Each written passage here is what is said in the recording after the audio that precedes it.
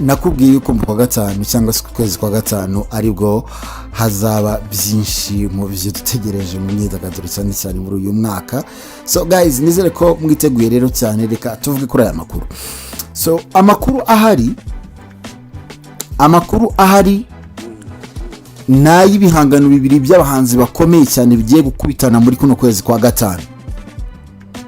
Ntabwo nzi niba impande zombi ziri gucungana kugira ngo umwe narekura igihangano n'undi ahita kirekura. Ntabwo nzi uko biri kugenda, ariko ikiro ni kimwe nuko timu zombi zisa nkaho zicunganye kugira ngo imwe niyibeshye ikagira ikirekura indi nayo ibe tayari boom. Nifashije inkuru narababwiye nti byanze bikunze competition nta kitwaye, ni nabyo dushaka kugira ngo muziki wacu ryohe, ibintu biryohe, bivugwe, bisare, bigire gute.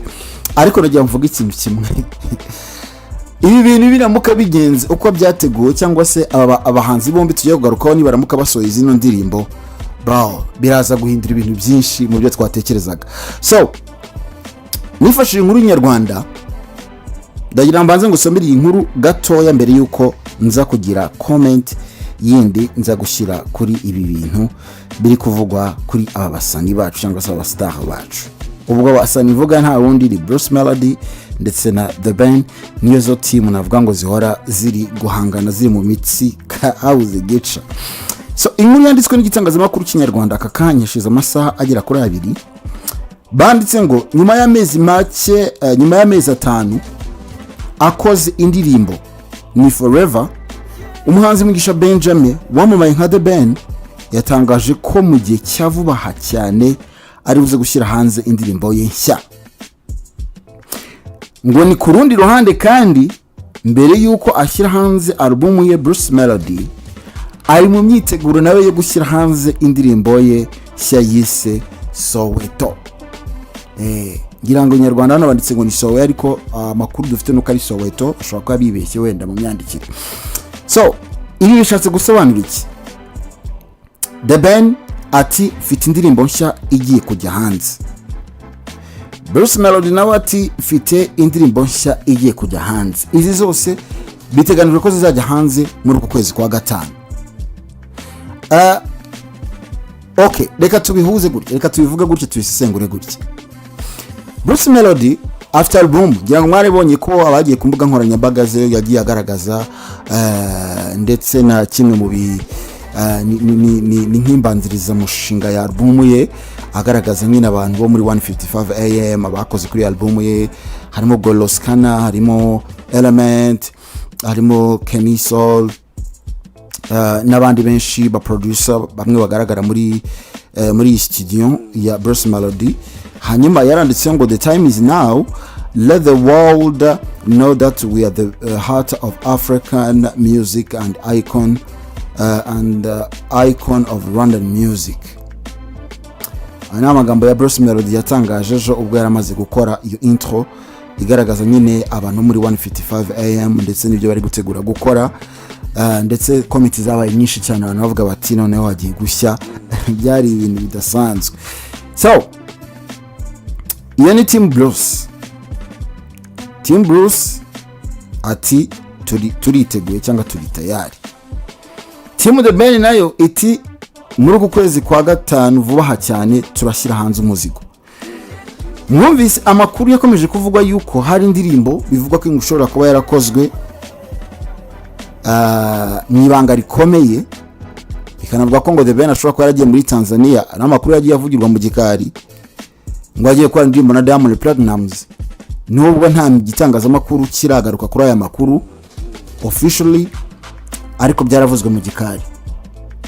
Ese indirimbo The Ben azasohora, atangiye gutangaza ko azasohora, niyo twiteze kuri cyangwa se niyo tugomba kwitega muri za ndirimbo nyine, cyangwa se niyo azashyira hanze muri uku kwezi kwa vuba, cyangwa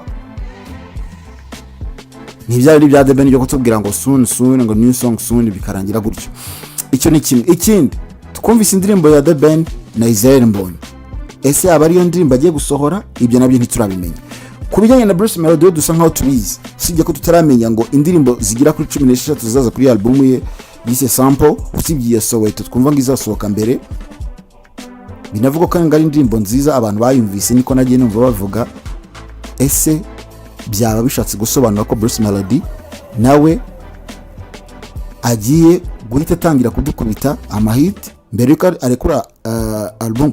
Bisa nkaho buri ruhande nibyo navugaga rusa nkaho ruri gucunga ruvuga ruti katureba ibyo bakora ubundi natwe dushyira amakarita yacu hano ku meza, kuko ntago izi mpande zombi zijya imbizi rwose mu bijyanye n'umuziki, kandi nizo mpande urumva ziyoboye uyu muziki wo mu Rwanda ni nabyo byumvikana. Team Bruce ndetse na Team Ben. Team Ben baragira bati very soon turashyira hanze indirimbo, nubwo batatangaje byinshi kuri iyi ndirimbo. Bruce Melody nawe na 155 AM ati turashyira hanze indirimbo mbere yuko dusohora album. So ibi byose nibyo bihari. So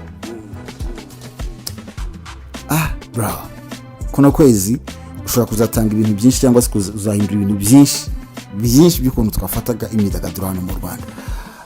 Ikindi kandi nuko twamaze kubona ko byanze bikunze The Ben na Bruce Melody ntabwo biteguye ko bavuga ngo reka bicara ahantu vuba ahangaha ibintu babikemure. Oya, bisa nkaho uruhande rwo impande zombi zose zikiri muri ya competition yeruye kabisa mu muziki. Ubona ko buri wese ashobora kuba atangiye kugenda akurura yishyira n'undi akurura yishyira. Ibyo nibyo dutegereje kugira ngo tuzarebe niba mu by'ukuri bizajya hanze cyangwa se inkuru zivuga yuko nyine ibihangano byabo byose bizajya hanze muri kwezi kwa gatanu, niba bizatangira kugenda bitugeraho tukaba twakumva ese ninde mu by'ukuri ushobora kuzasoza uyu mwaka ayoboye. Kubera ko nko mu ndirimbo Funga Macho remix Bruce Melody yakoranye na Shaggy, ntago navuga ngo Funga Macho ya performance neza 100% nkuko yagombaga performing ugereranyije n'izina Shaggy.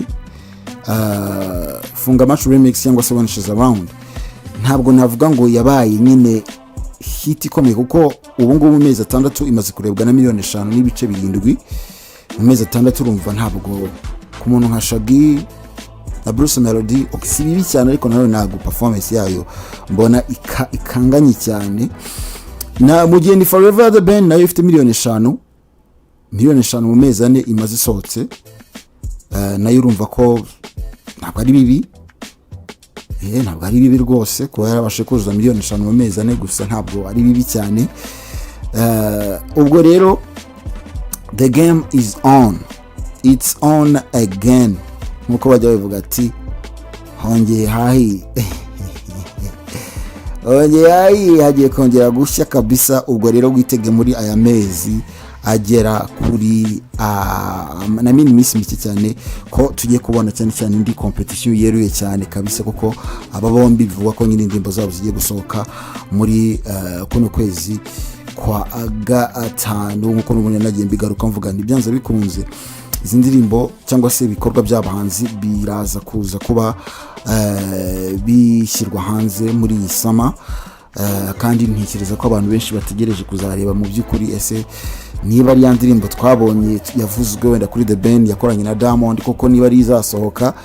Reka dutegereze tuzarebe niba ari iyi ndirimbo Bruce Melody agiye gusohora niba ariyo izabanziriza album byanze bikunze nuko yizeye, kuko ashaka kugira ngo azasohore ikihangano kizaba kije ku azamakinga shoka agomba gukiranza indirimbo nyine izategura abantu kuri album ye. Ubwo n'ubwanga agomba kuririzinga indirimbo nayo ihambaye. So ni rubwa mbere nkuko nabigarutseho kuba Bruce Melody amezi 6 yose nandi mbashyira hanze, kigaragaza yuko nyine hashize igihe kabisa. Amezi 6 ni menshi kuri Bruce Melody atari kuri indirimbo, ariko birumvikana kuko nyine projet ye yo gutegura album ni indirimbo nyinshi yagombaga kuri coding, indirimbo zigera kuri 18 nkuko yabitangaje, indirimbo nyinshi, kandi indirimbo yose za kuri album ni indirimbo mutigeze mwumvana mbere nkuko yabigarutseho. Ubwo rero ni gutyo gahunda iteye ku bafana ba Bruce Melody, ku bafana ba The Ben. Hari gahunda yo gushyira hanze indirimbo zabo kandi zizasohokera mu kwezi kumwe. Hagomba kuba harimo umwe nyine ushobora kuzashya byanze bikunze hagati ya Ben na Bruce Melody, umwe azashya byanze bikunze. Kubera iki? Ntabwo indirimbo ebyiri zahanganira mu kwezi kumwe ngo zose zibe successful, kandi murabizi neza cyane ko aba bombi bafite ukuntu nyine usibye no guhangana nyine mu bihangano na nyuma ya ntuzuzi ukuntu bagiye baterana amagambo. Ntabwo rero byakiburira ko mu gihe indirimbo zabo zose zasohokera mu kwezi kumwe, ko ntekereza ko n'umwe nasohora indirimbo umwe azahita avuga ati reka nanjye sohore.